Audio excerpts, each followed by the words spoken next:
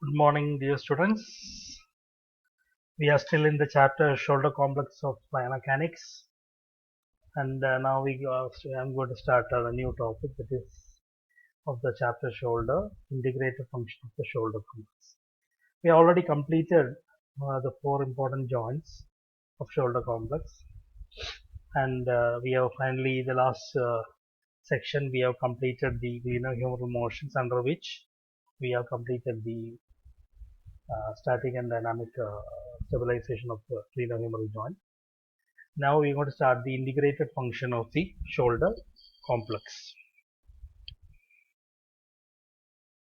Now, as the topic, the heading itself implies, here we are going to observe and understand and to explain the importance of how the joints of the shoulder, that is sternoclavicular joint, acromioclavicular joint, the scapulothoracic joint and the glenohumeral together, how they integratedly in a synchronized manner, how they do a particular kind of motions.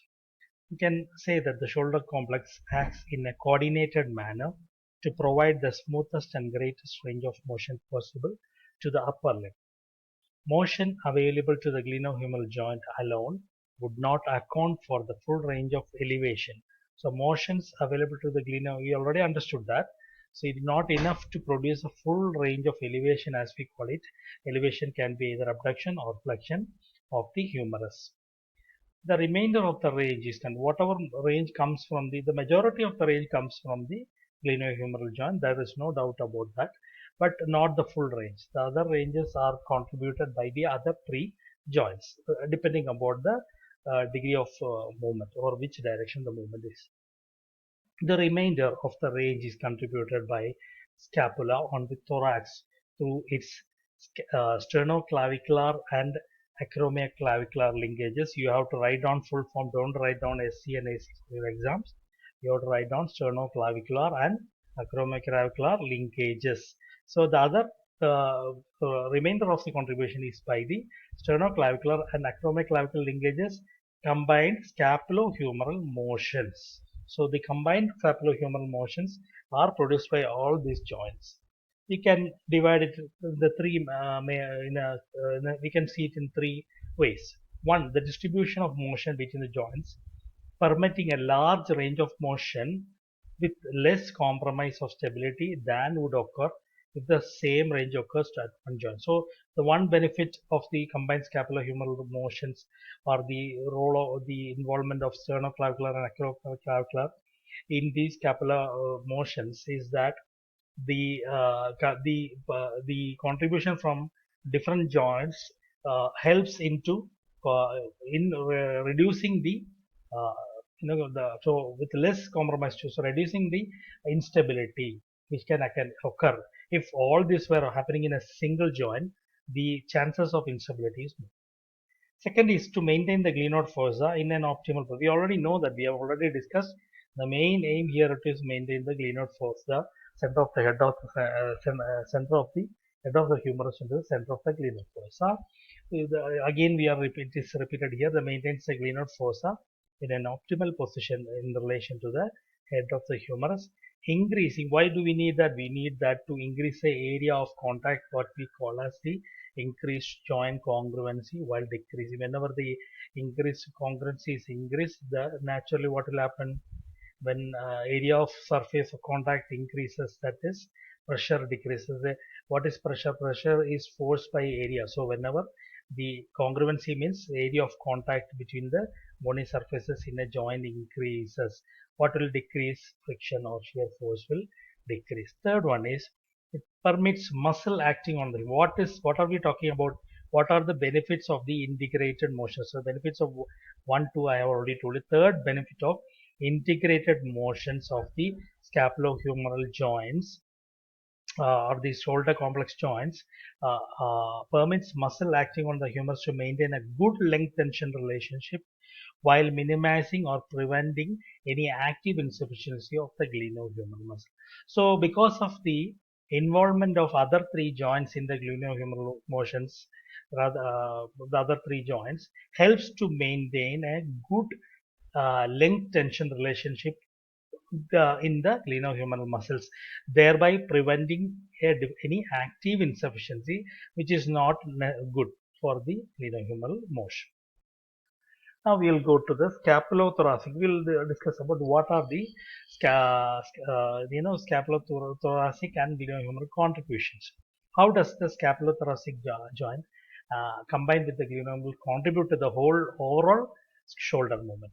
The glenohumeral joint contributes 100 degree to 120 degrees of flexion of the hand, 90 degrees to 120 degrees of abduction. The glenohumeral joint contributes to 100 degrees to 120 degrees of flexion and 90 degrees to 120 degrees of abduction. The combination of scapular and humeral movement results in the maximum range of elevation to 180 degrees.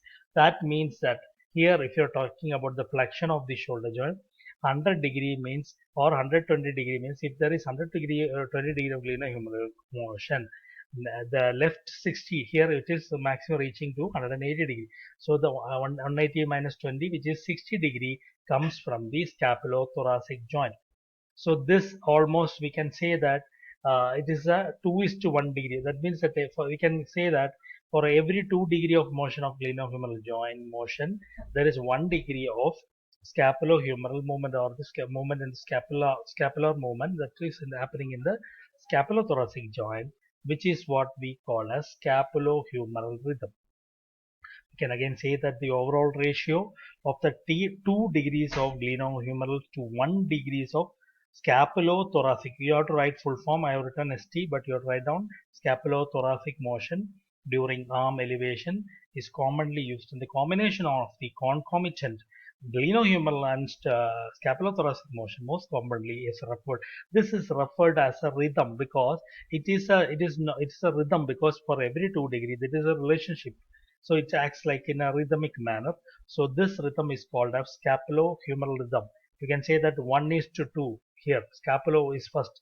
So for every 1 degree of motion of scapula, there is 2 degree of humeral motion.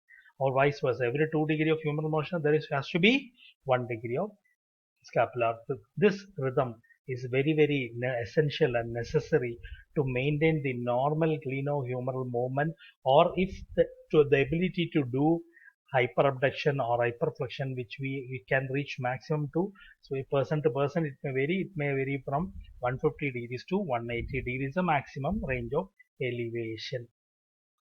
The scapula contributes to elevation of the arm not only by the upwardly rotating on the thorax but also through other scapulothoracic motions. So one important movement which happens is what we know already have studied in the earlier chapter, which is the when we have studied the scapulothoracic joint, is the upward rotation of the scapula on the thorax. Because of a number of differences which is studied, the exact magnitude of different scapular motions varies across studies. This is just to make you understand, and the general patterns of scapular motion, however, are relative. We cannot say that this happens to every person in the same manner. There may be some differences, but generally speaking, we can say this pattern generally, this pattern is relatively consistent, but may differ from person to person. As the arm is elevated into flexion, scapular plane abduction or frontal plane abduction. See, here we're talking about elevated into flexion, that is scapular plane abduction or frontal plane abduction.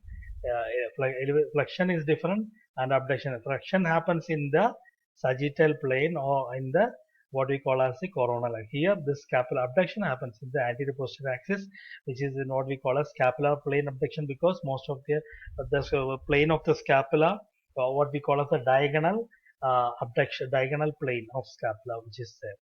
As the arm moves from side to 150 degree of elevation, the magnitude of this motion is about 30 degrees. So what happens is whenever there is a flexion happening in the elevation, flexion, which is the elevation in the anterior aspect, there has to be some kind of scapular plane abduction or frontal plane.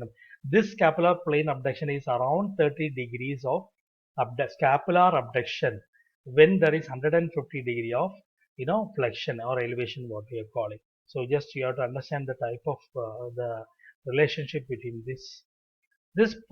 Then there is along with this there has to be, we already, if you remember, there has to be already what we call it as a posterior tipping, allows the inferior angle of scapula to move anteriorly and stay in contact with the thorax. So the inferior part of the scapula goes and attaches or pushes the thorax, which in the posterior tipping, or then as it rotates upward and around the rib cage.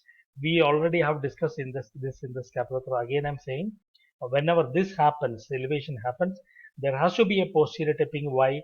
So that the scapula, comes to the contour of the thorax, and then whenever there is upward rotation, the scapula attaches to the, becomes very close, approximated to the rib cage. Posterior tipping of the scapula also has the effect of bringing the anterior, though whenever this posterior tipping happens, which is in the inferior part of the scapula, what happens? The superior part moves backward. That is what we call as the posterior tipping of the scapula, also has the effect of bringing the anterior acromion up and back. So what happens is that the the acromion up and back, the posterior tipping brings the now whenever there is a posterior, the upper portion of the scapula comes backward, and then when it comes backward, the acromion also has to move backward and upward. This helps in reduction of the subacromial space as the humerus elevates. This may serve to minimize the reduction. This will serve to minimize the reduction in the, so that actually that means that increases the subacromial space, or even we can say that it avoids any type of contact between the coracoacromial arch. That is, coracoacromial arch will move away from where the head of the humerus may elevate or rotate. During the elevation, the scapula is in general externally rotating on the thorax. So I will show you some figures later on to make you understand how this happens.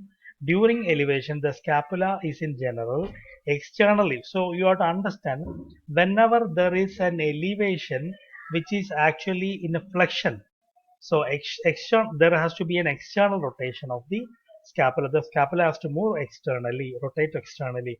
It is important to maintaining the scapula, particularly the middle border, in contact. So why is this important? Whenever the scapula rotates, externally, that means the middle border of the scapula comes into close contact with the thorax. As the scapula upwardly rotates during arm elevation, studies consistently report this motion of scapula during frontal plane abduction of the humerus. This is happening whenever, so that means we can say that whenever there is a frontal plane abduction of the humerus, there is the external rotation of the scapula is seen. The magnitude of the external rotation during scapular plane abduction of the humerus, however, may be less comparatively. The degree of external rotation is comparatively very less, but it's about 25 degree. We can say that there is a 25 degree of external, according to McClure, during abduction of the humerus in the plane of the scapula, most of which focuses at more than 90 degree of motion. So in the first 90 degree of motion of the humerus, there is 25 degree of external rotation of the scapula which is happening. In flexion, so this one was the abduction of the humerus, frontal plane and above. So during abduction, here what you have to understand is, whenever there is abduction of the humerus, the scapula will go for external rotation. Whenever there is flexion of the humerus, the scapula initially protracts and then goes for internal rotation to orient to the glenoid fossa that is needed to position the glenoid fossa anteriorly in sagittal plane. Studies describe slight internal rotation of the scapula early in the motion and less external rotation during the motion that occurs in other elevation. So here, important thing to remember, external rotation of the scapula happens whenever there is abduction of the humerus. Flexion of the humerus, there is initially scapular protraction, then so internal rotation. That is the difference here to remember. Structural limitations or inability of muscles to appropriately stabilize the scapula may result in anterior tipping, internal rotation and downward rotation. So if there is any problem, what will happen?